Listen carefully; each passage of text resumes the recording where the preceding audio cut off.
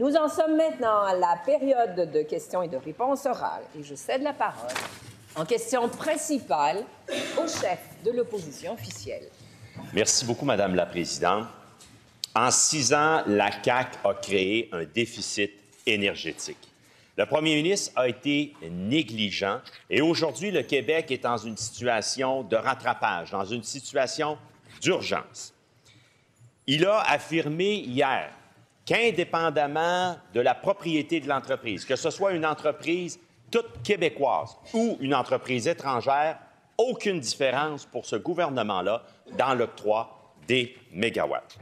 L'état des lieux, les manufacturiers exportateurs du Québec le dressaient en mai dernier. Je cite, « Les mégawatts sont fortement en demande au Québec. Une entreprise sur 3 manque d'électricité et la plupart de celles-ci, 73 %, devront retarder des projets de développement ou des investissements déjà prévus. » Hier, Michael Sabia, PDG d'Hydro-Québec, a dit, je le cite, « Jusqu'à date, la réponse pour les industries existantes d'ici n'était pas suffisamment importante par rapport à leurs demandes. Il faut rebalancer les choses. » Le premier ministre a dit hier qu'il était en contradiction avec le PDG d'Hydro-Québec, que pour lui, il n'y a pas de redressement à faire, que les entreprises québécoises ont juste à se mettre en ligne et à attendre, puis que les étrangères passeront devant elles. C'est ça, le nationalisme économique de la CAQ? La réponse du premier ministre.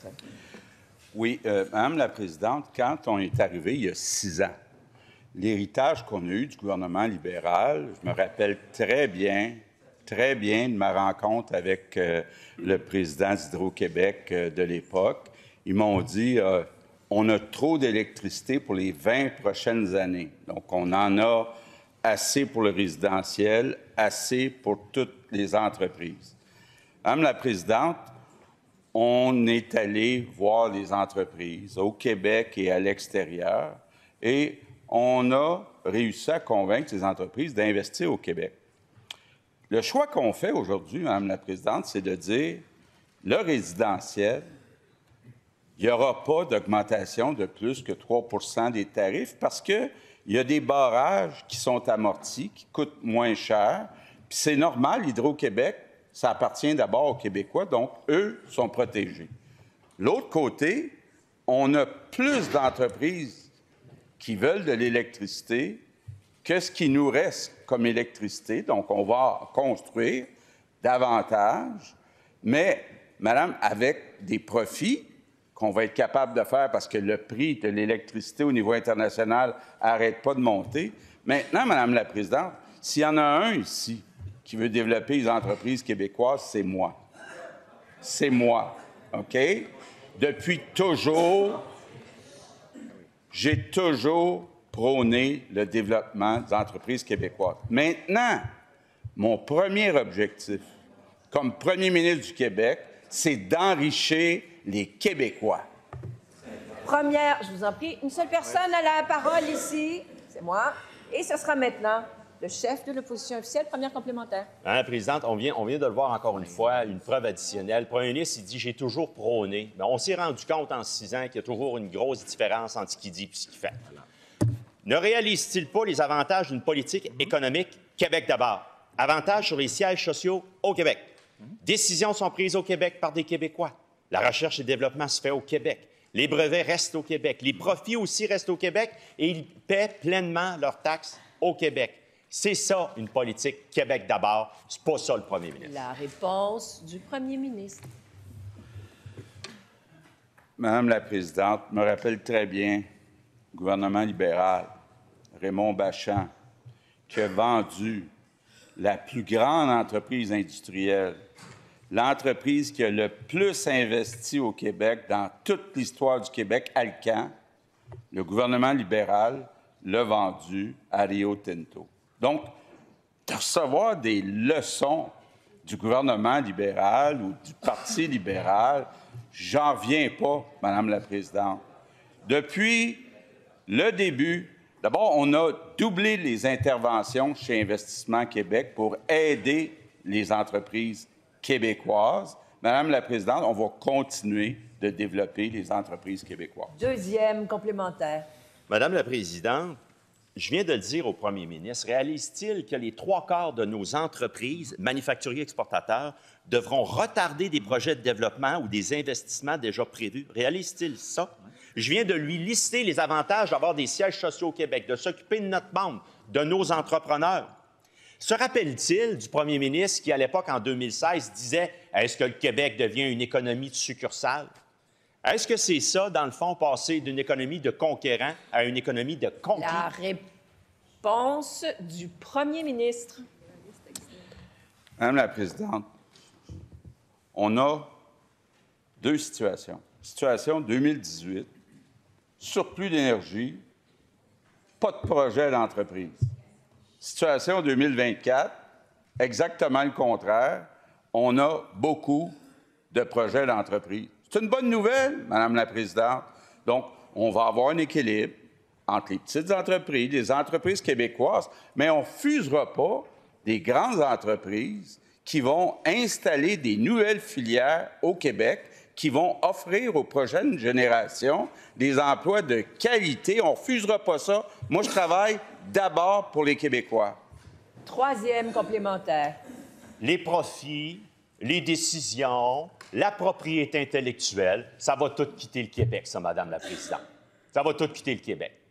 Sophie Brochu l'avait dit. Elle ne voulait pas d'une énergie, d'une Hydro-Québec qui s'enligne vers un dollarama de l'énergie.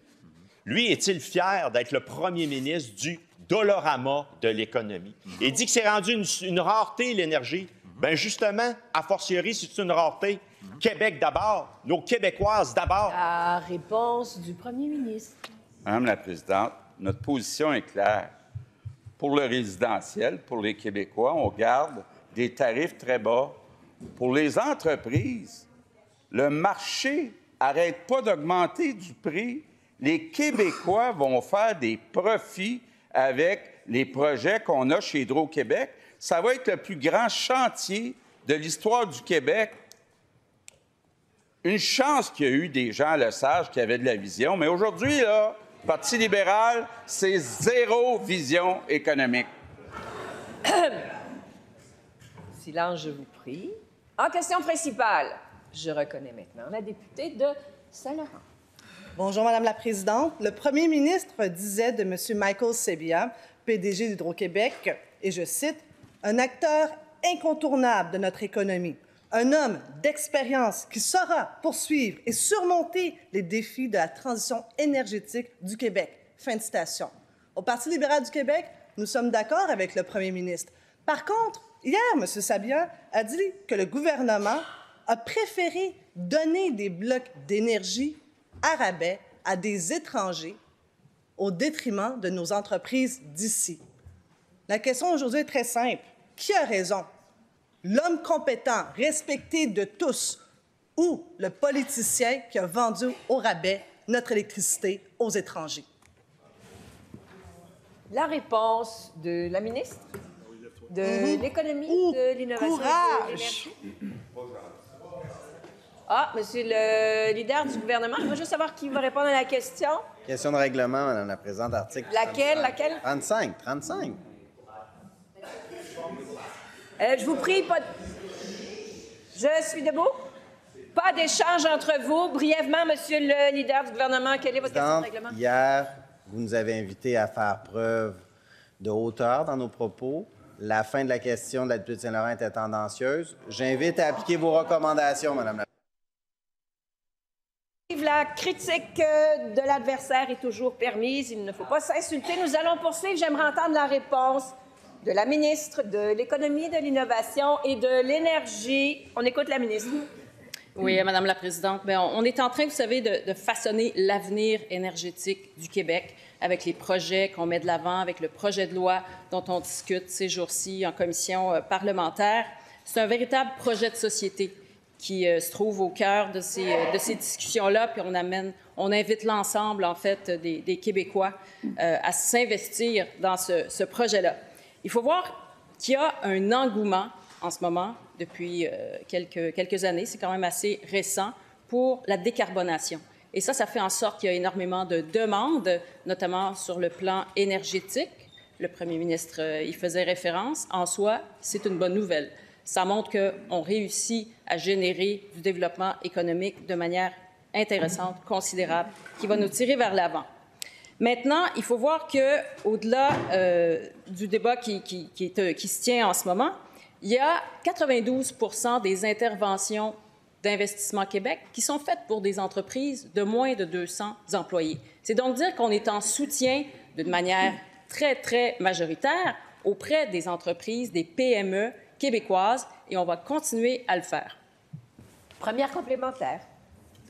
Madame la Présidente, moi, ma question elle est vraiment simple. On veut juste savoir, pour les Québécois, qui a raison? L'homme que le premier ministre a vanté tous les mérites.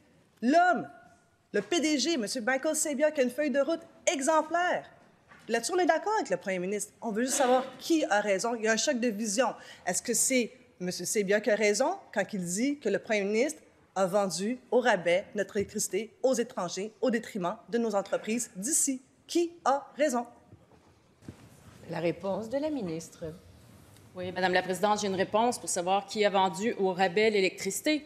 C'est le Parti libéral. Quand ils étaient au pouvoir, ils ont convenu de ne pas indexer le bloc patrimonial pour les entreprises industrielles. Zéro. Aucune indexation. Pendant ce temps-là, ils ont indexé les clients résidentiels québécois, oui, madame, et ils ont indexé également les PME. Mais les grandes entreprises industrielles qui s'approvisionnent à partir du bloc patrimonial n'ont pas été indexées. Ça fait maintenant 10 ans que c'est comme ça. Ça, c'est du Dolorama. Ça, c'est vraiment passer à côté d'une équité qui est essentielle, qui est requise, et c'est ce qu'on va rétablir avec le projet de loi 69.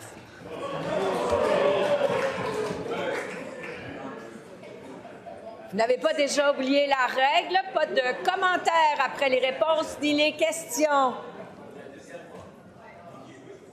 Je vous entends, je suis debout. Silence, je vous prie. Deuxième complémentaire. Des fois, il faut faire attention à tout ce qui est super partisanerie parce que ça peut nous éloigner des faits. Et les faits sont têtus, car dois-je...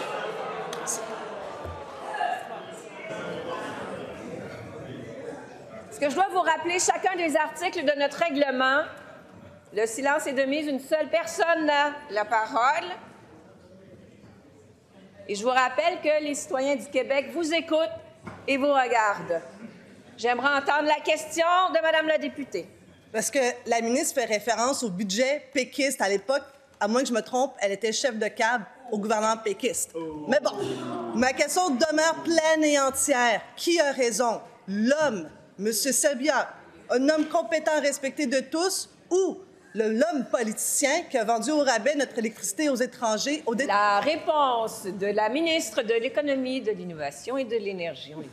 Je veux dire que nous avons raison parce que nous allons rétablir l'équité. Il faut protéger les clients résidentiels québécois avec un plafond de 3 %, ça c'est non négociable, et continuer à être en soutien à nos PME. Et pour ce qui est des clients industriels d'Hydro-Québec, ils devront minimalement être indexés. Et considérant que ça fait plusieurs années qu'ils ne l'ont pas été, il va falloir réévaluer la valeur, la juste valeur qui devra être assumée par ces clients pour l'électricité qui est fournie.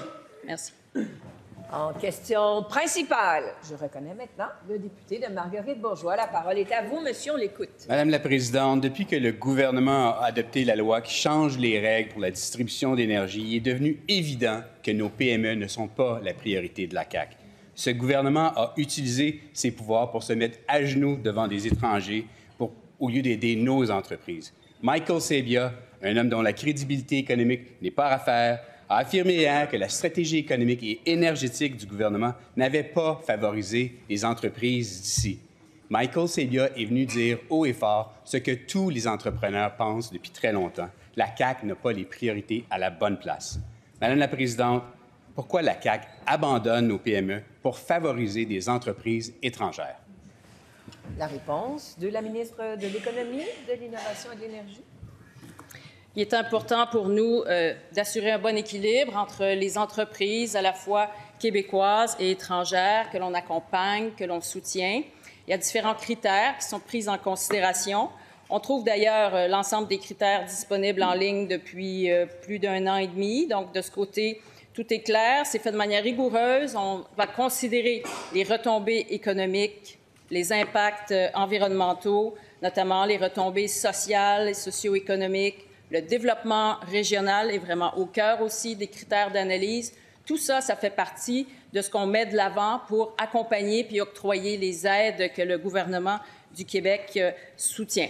Donc, on va continuer dans cette veine-là. Il faut trouver un point d'équilibre. On est dans une situation particulière parce qu'on fait face à une demande très, très grandissante, parce qu'il y a un engouement pour décarboner l'économie. Donc, c'est sûr qu'on est dans une situation où on doit prioriser, mais on va le faire sur la base de nos critères rigoureux. Première complémentaire. Madame la Présidente, la CAQ a octroyé des centaines de mégawatts à des entreprises étrangères au lieu de projeter nos projets québécois de l'avant. Aujourd'hui, plusieurs des projets de la CAQ sont au retard. Northvolt, Volta, Ford. En même temps, des entreprises d'ici voient leurs projets rejetés. L'entreprise Forge de Sorel-Tracy a demandé des mégawatts qui ont été donnés à une compagnie étrangère. Est-ce que la ministre va écouter M. Sebia? La réponse de la ministre. Alors, Madame la Présidente, comme je dis, on va respecter les critères que l'on s'est donnés à travers le ministère, à travers Investissement Québec. On a des critères rigoureux qui répondent à plusieurs objectifs. On devra avoir un équilibre dans tout ça. Et le PGIR va nous y aider. Vous savez, le plan de gestion intégrée des ressources énergétiques, qui est au cœur du projet de loi 69, ça vise notamment à adopter un plan qui va nous permettre de définir les bouquets d'options qu'on a en matière énergétique. Et ça va être important. Ça va nous donner une feuille de route et c'est là-dessus qu'on va se baser pour les prochaines années. En fait, on parle d'un plan pour les prochains 25 ans. Donc, ça va être un exercice très important qui va découler du travail que l'on mène actuellement en commission parlementaire. Deuxième complémentaire. Madame la Présidente, la ministre n'a pas répondu à ma collègue de Ville-Saint-Laurent. Michael Sebia lui-même nous a demandé qu'on doit s'aider nous-mêmes en premier. Les Québécois ont tous une et une seule unique question. Comment la ministre va rebalancer l'octroi des blocs d'énergie pour aider nos PME? Comment? La réponse de la ministre. Madame la Présidente, j'ai travaillé en étroite collaboration avec Hydro-Québec, avec M. Sebia en particulier, que j'ai d'ailleurs rencontré en fin de semaine, afin qu'on développe notre modus operandi. Donc, on va avoir une relation étroite de collaboration, de partenaires. Ils seront un acteur clé aussi dans la mise en œuvre du projet de loi 69 et on va cheminer avec des critères communs pour trouver le bon équilibre dans le contexte actuel et c'est ce que j'entends bien faire au cours des prochains jours. En question principale, je reconnais maintenant la députée de Saint-Laurent.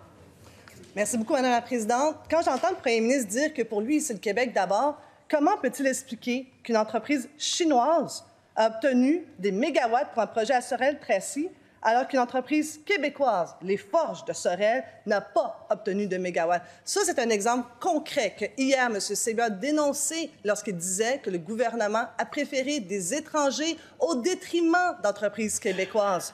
Et quand il nous reproche la vente d'Alcan, sincèrement, est-ce qu'on peut parler de héros d'EFTEC? Il était où? C'est comme les inondations. Était-il au tennis?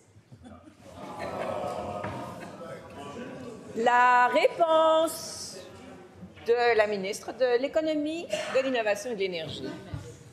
Oui, vous savez, Madame la Présidente, les entreprises viennent au Québec parce qu'on a les ressources naturelles, on a une électricité verte, on a une expertise, une main-d'œuvre qualifiée. Alors, ça attire des joueurs qui viennent s'investir dans des créneaux qui sont porteurs pour le Québec. Puis, on va continuer à attirer ces acteurs-là parce qu'ils viennent, dans la mesure où ils répondent aux critères qu'on s'est donnés, ils viennent enrichir les Québécois. Ils viennent tirer de l'avant, dans le fond, des secteurs économiques qui sont d'importance. Alors, nous, on va continuer à travailler et avec les PME et avec les investisseurs étrangers également. Et il faut faire en sorte d'intégrer le plus possible nos PME dans les écosystèmes qui sont investis par des acteurs internationaux également. C'est très important. Si les impacts sont évalués comme étant positifs pour le Québec, on doit cheminer de l'avant avec ces investissements-là.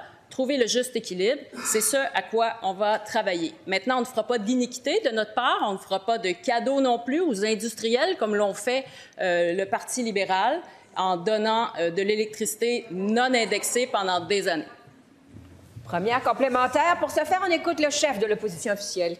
Madame la Présidente, à la place de la ministre là, de l'Énergie, je me garderai une petite gêne avant de parler de cadeaux quand on sait que Nordvolt, il y en a eu un de 360 mégawatts. Je me garderai une petite gêne de parler de cadeaux.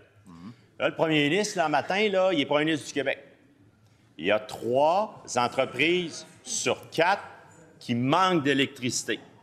Il a donné, Dollarama de l'énergie, l'électricité des Québécoises et Québécois à des compagnies étrangères. Michael Sabia dit qu'il faut rebalancer. Est-il d'accord avec Michael Sabia? La réponse du premier ministre. Madame la Présidente, on a un défi planétaire actuellement de réduire, d'éliminer d'ici 2050 les GES. Une des composantes importantes du plan planétaire, c'est de remplacer les véhicules à essence par des véhicules électriques. Est-ce qu'on pense qu'à l'avenir, dans 5 ans, 10 ans, 20 ans, il va y avoir plus de véhicules électriques, qu'on va avoir besoin de plus de batteries pour des véhicules électriques? J'en reviens pas que le Parti libéral est contre Nordvolt, contre GM, contre Ford, parce que ce pas des entreprises québécoises. J'en reviens pas. Deuxième complémentaire. Je reviens avec ma question. À matin, là, 3 entreprises, toutes québécoises. Des femmes et des hommes d'affaires qui sont partis en affaires. 3 sur 4 manquent d'électricité. Il a donné à rabais notre énergie à des compagnies étrangères. Il a dit aux 3 sur 4, arrangez-vous avec vos problèmes. Michael Sabia a dit, il faut rebalancer les choses.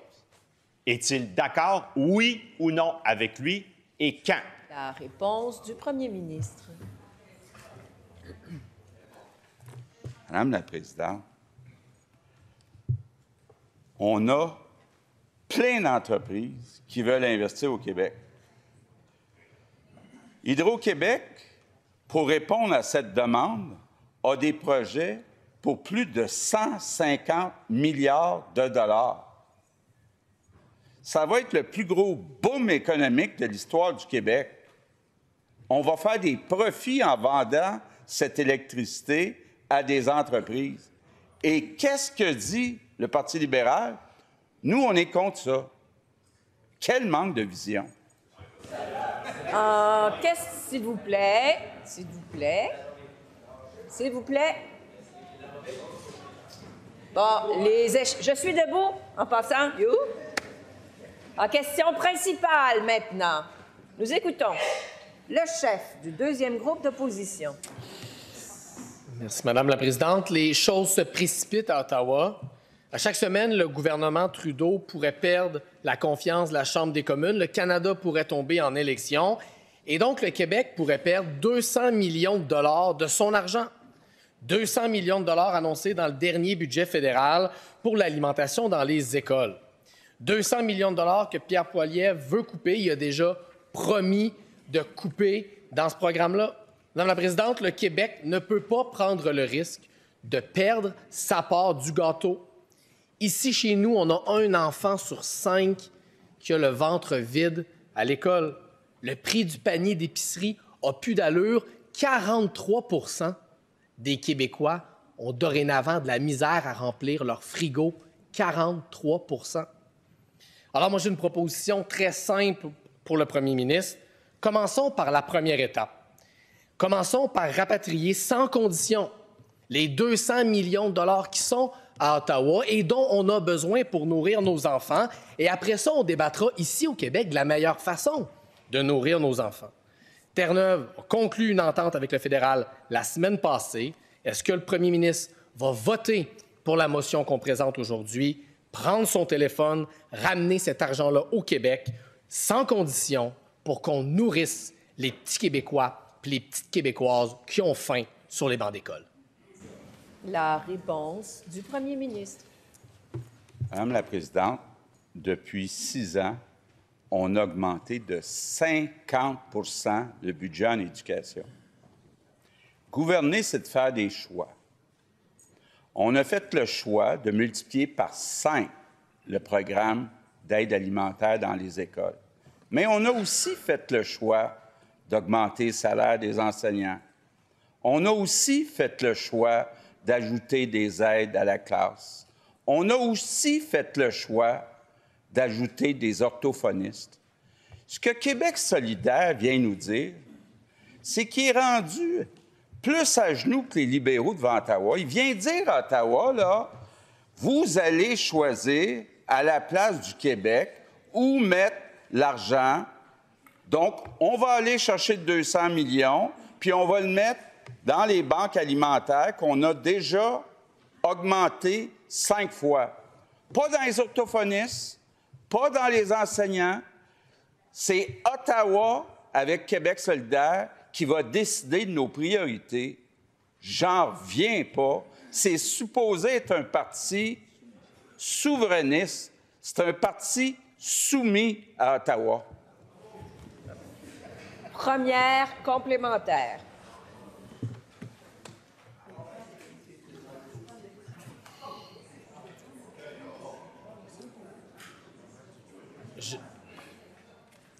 J'essaie d'avoir une conversation constructive avec le premier ministre à l'heure où il y a un enfant sur 5 dans nos écoles qui ne mange pas à sa faim. Il y a 200 millions à Ottawa. Je lui tends la main, je lui dis, allons rapatrier ça sans condition, sans condition, sans condition, et ensuite décidons ici de l'investir pour nos enfants. Il ne peut pas être contre ça. La réponse du premier ministre. J'en reviens pas, Madame la Présidente. Le chef de Québec solidaire nous dit, bon, il y a 200 millions disponibles. Peut-être que nous, on mettrait ce 200 millions-là pour embaucher des orthophonistes. Ottawa dit non, ça ne sera pas des orthophonistes, ça va être pour ajouter aux banques alimentaires où on a déjà multiplié par 5 le budget. Comment Québec solidaire, qui se dit un parti souverainiste, peut-il être à genoux à ce point devant Ottawa puis laisser Ottawa choisir les priorités de la nation québécoise? J'en reviens pas de voir un parti qui est aussi... Deuxième complémentaire. Je lui parle des enfants qui ont faim dans nos écoles. L'année dernière, les 125 députés ici, nous avons ensemble adopté une motion où nous nous sommes engagés, comme représentants de la nation québécoise, à mettre fin à la faim dans nos écoles. C'est notre résolution, nous, les parlementaires qui représentent le peuple québécois. Je ne parle pas d'Ottawa, mais là, j'ai dit, on a une occasion. On a 200 millions, allons le chercher sans condition, puis investissons-le pour nourrir nos enfants. Le premier ministre dit que sa priorité, c'est l'éducation. Je pensais qu'on s'entendrait là-dessus. Réponse du premier ministre.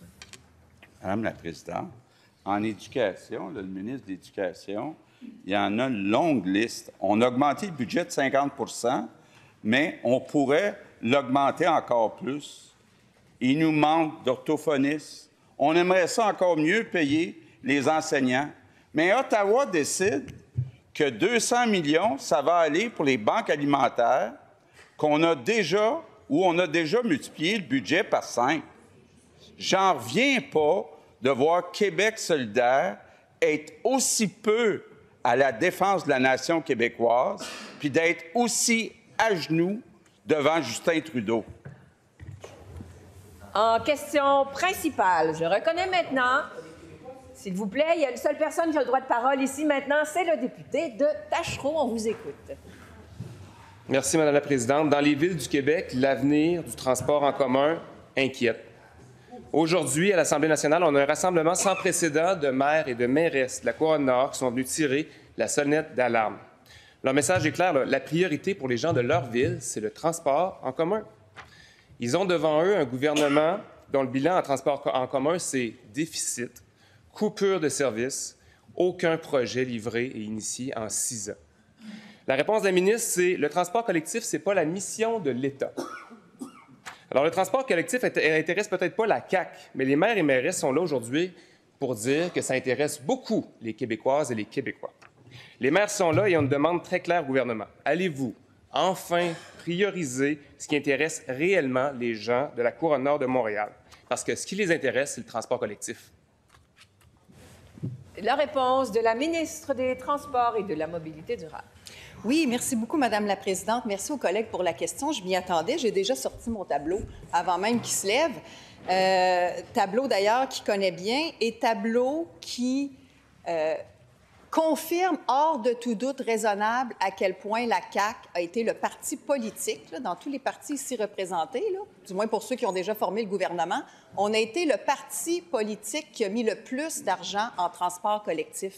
Madame la Présidente, que ce soit dans le soutien à l'exploitation ou que ce soit dans les immobilisations. On se rappelle qu'il y a 2 volets, mais dans l'un comme dans l'autre, on n'a jamais mis autant d'argent dans le transport collectif. Le tableau, il est ici.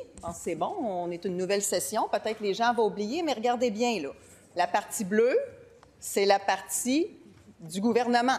Ça n'a jamais été aussi élevé, notamment pour mes collègues libéraux en face, là. Ils mettaient pas mal moins d'argent que nous dans le transport collectif. Ceci étant dit, Madame la Présidente, les maires de la Couronne Nord, tout comme ceux de la Couronne Sud, je leur parle très souvent dans le cadre notamment de la négociation qu'on achève sur le financement du transport collectif.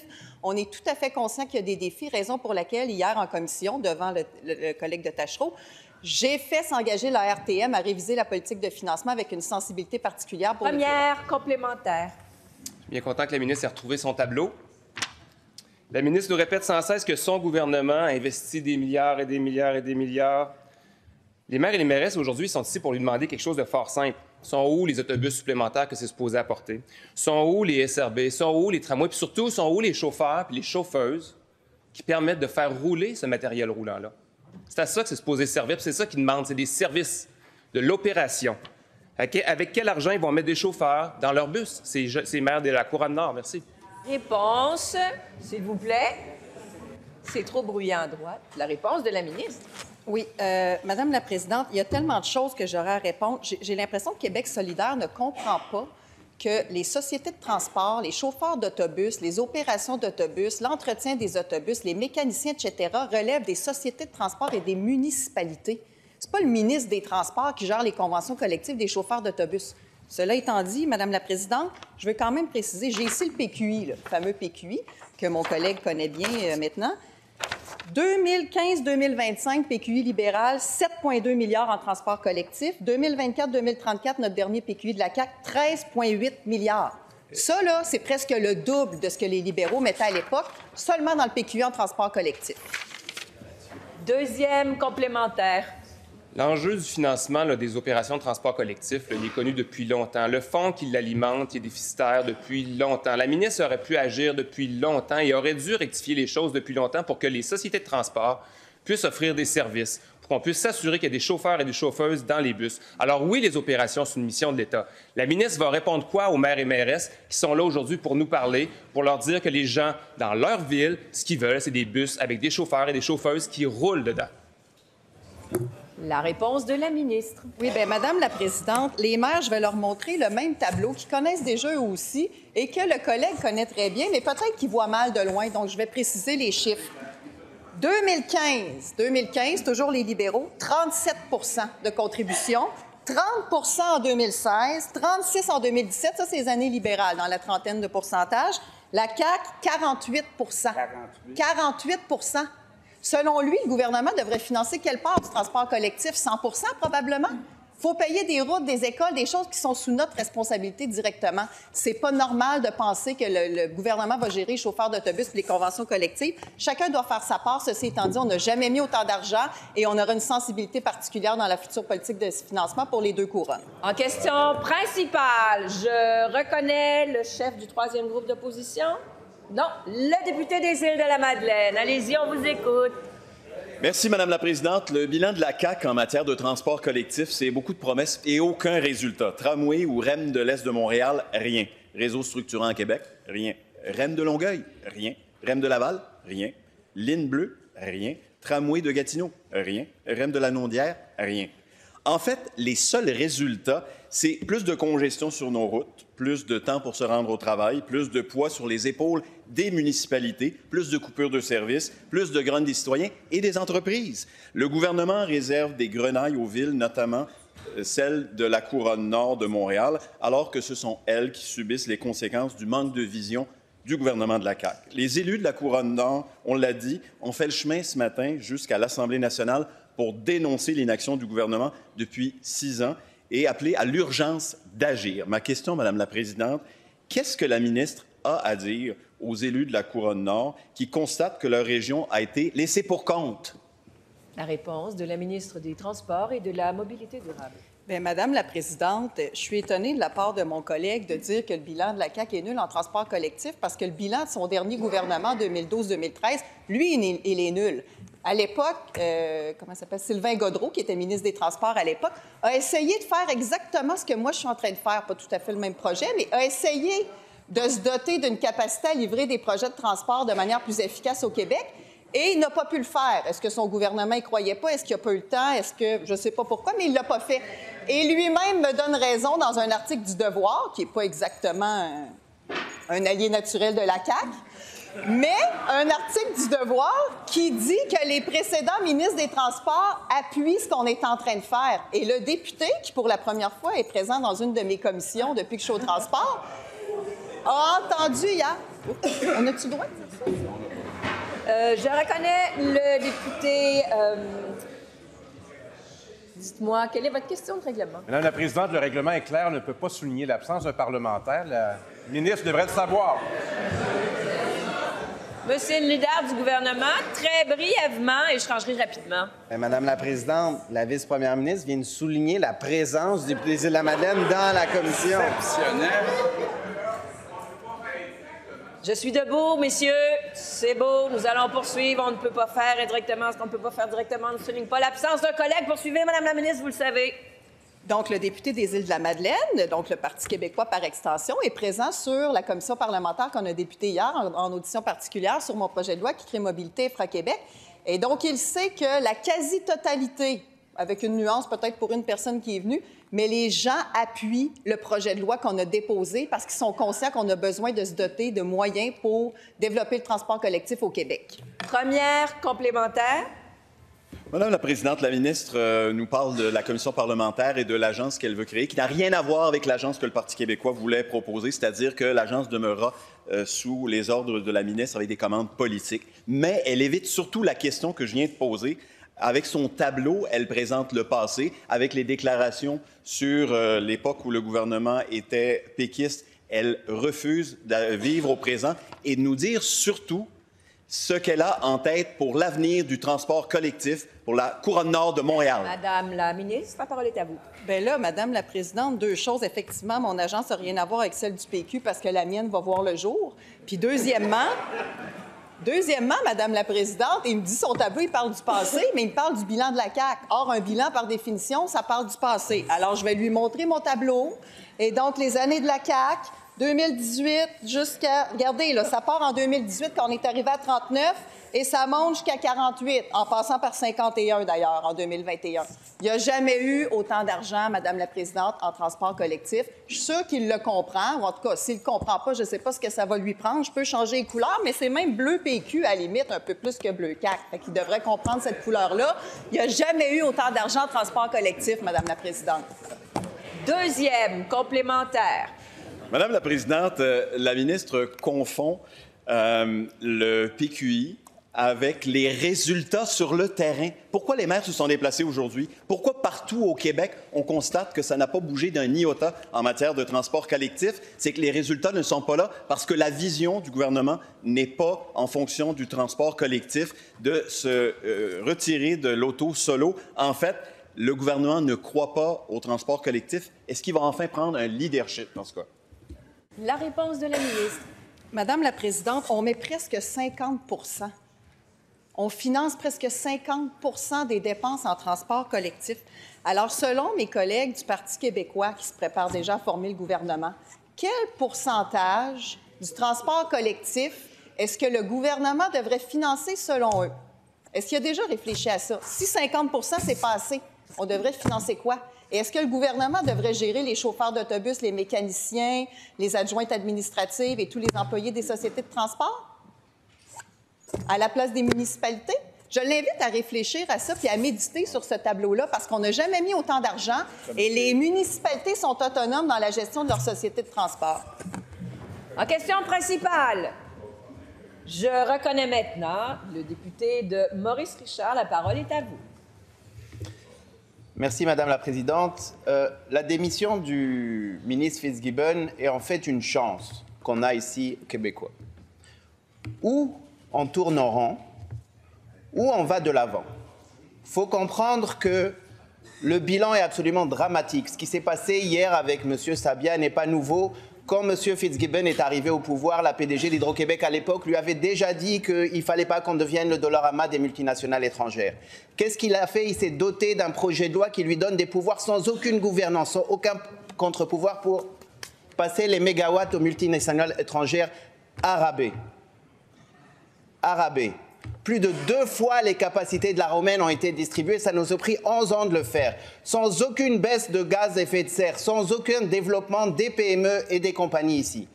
Est-ce qu'on peut avancer et arrêter de tourner en rond et au moins admettre que les 2 PDG d'Hydro-Québec ont raison et qu'il est temps de prioriser les baisses de ces... La réponse de la ministre de l'Économie, de l'Innovation et de l'Énergie.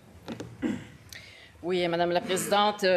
Pour venir sur le concept d'énergie à rabais, je rappellerai aux députés de Maurice Richard qu'on va rétablir l'équité au niveau des tarifs pour l'électricité avec le projet de loi 69. Je l'enjoins d'ailleurs à poursuivre le travail de ce côté-là pour qu'on puisse adopter ce projet-là qui va nous permettre d'accélérer les projets de production d'énergie renouvelable. Ça, c'est central à la transition énergétique, puis au développement économique. On a la chance d'avoir une électricité propre. On est un des seuls réseaux électriques propres de la planète. Alors, c'est sûr que dans le contexte de la transition énergétique, on est hyper attractif. Alors, c'est important qu'on sache aller tirer le meilleur profit de cette ressource-là, très cruciale, en fait, dans le contexte actuel, au bénéfice des Québécois. Et heureusement, Hydro-Québec, ça appartient aux Québécois. Alors, le contexte est tout à fait favorable pour qu'on puisse aller de l'avant. Mon collègue Pierre Fitzgibbon est allé chercher des investissements très importants qui vont nous permettre de nous ancrer dans des créneaux d'avenir pour le Québec. On va continuer à tirer de l'avant l'ensemble des secteurs économiques stratégiques. Première complémentaire. Aïe, aïe, Madame la Présidente, on tourne en rond. La question est simple. Est-ce que nous allons prioriser les baisses de CO2 et l'électricité pour les PME et les industries québécoises à partir de maintenant, comme le demande le PDG d'Hydro, comme avait déjà prévenu le PDG d'Hydro avant, comme à peu près tous les spécialistes sont capables de dire, il n'y a pas eu une baisse de gaz à effet de serre de toute la stratégie batterie. On a fait une demande d'accès à l'information, c'est le seul document où on a reçu la réponse pas caviardée, il n'y avait rien. La réponse de la ministre. Oui, bien, j'invite le député à regarder du côté du projet de loi 69 parce qu'il y a des éléments intéressants. Un des objectifs du projet de loi 69, c'est de contribuer à décarboner l'économie. Et une des mesures qu'on va mettre de l'avant pour atteindre cet objectif-là, qui est central, c'est de faire en sorte que dans la mission de la Régie de l'énergie, il y aura cet objectif de contribuer à la transition énergétique du Québec. Donc, en soi, ça va amener un regard neuf sur la façon d'accepter, puis de mener, puis de prendre des décisions au sein de la Régie. Et du côté d'Hydro-Québec, eh bien, c'est exactement la même chose. Il y a également l'intégration dans la mission d'Hydro qui va être liée à la transition énergétique. Deuxième complémentaire. Ça va être long, Madame la Présidente. Ce manque de réponse à des questions terriblement simples. On tourne en rond pour ne jamais répondre à la question. Aujourd'hui même, il y a un rapport de Recycle Québec qui est sorti qui affirme que l'économie du Québec transgresse les limites planétaires au lieu d'aider les entreprises québécoises à se décarboner.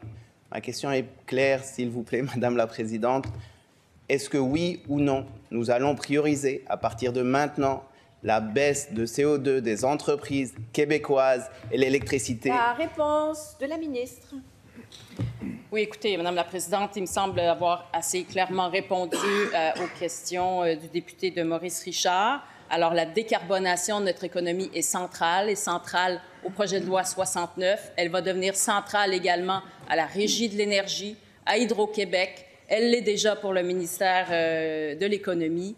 Alors voilà, on est vraiment sur le cœur du sujet et c'est dans cette perspective-là qu'on va cheminer, puis on va analyser les projets qui nous seront présentés en fonction notamment des retombées économiques, mais également en termes de retombées environnementales et sociales. Alors tout ça, ça va être notre feuille de route, notre guide, nos orientations pour la suite des choses. Et en question principale, je reconnais la députée de Mont-Royal-Outremont. La parole est à vous. Merci, Madame la Présidente. Dans le dossier des infrastructures collégiales, les besoins sont criants, réels, et le message est très clair. Il faut appuyer sur l'accélérateur, surtout pas peser sur le frein. Le rapport de la vérificatrice générale, qui est sorti au mois de mai, contient des constats accablants. Il semblerait que le gouvernement l'ait lu à l'envers, Madame la Présidente.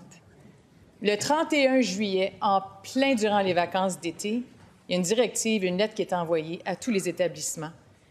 En catimini, le gouvernement a imposé des coupures draconiennes dans les budgets d'investissement décidés localement. Les cégeps sont confrontés à des choix déchirants. Non seulement il faut maintenir le bâtiment, il faut s'occuper du manque d'espace. Là, ils vont être privés d'acheter l'équipement pédagogique nécessaire. Pour un gouvernement qui se dit mettre l'éducation au centre de ses priorités, c'est très décevant. Ma question est bien simple, Madame la Présidente. La ministre va-t-elle reculer?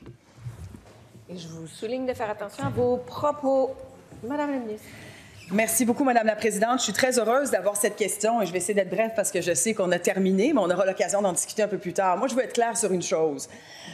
On est en mode rattrapage depuis des années, en mode rattrapage. On y a investi des milliards de dollars. Au PQI, actuellement, j'ai 8,5 milliards de dollars au PQI sur 10 ans. Juste cette année, en 24-25, on a une augmentation du PQI de 12 %. Ça équivaut à 1 milliard de dollars cette année uniquement. Donc, pour un gouvernement qui investit dans les infrastructures, je ne suis pas gênée aujourd'hui de vous donner les chiffres et j'en ai plein. D'ailleurs, moi aussi, j'ai mon petit tableau à vous montrer parce que je pense que c'est important. Je sais que vous faites de la politique. Il y a beaucoup de démagogie qui a été faite au cours des derniers jours. Puis honnêtement, dans le site... Je vais continuer juste quelques secondes et je vais terminer.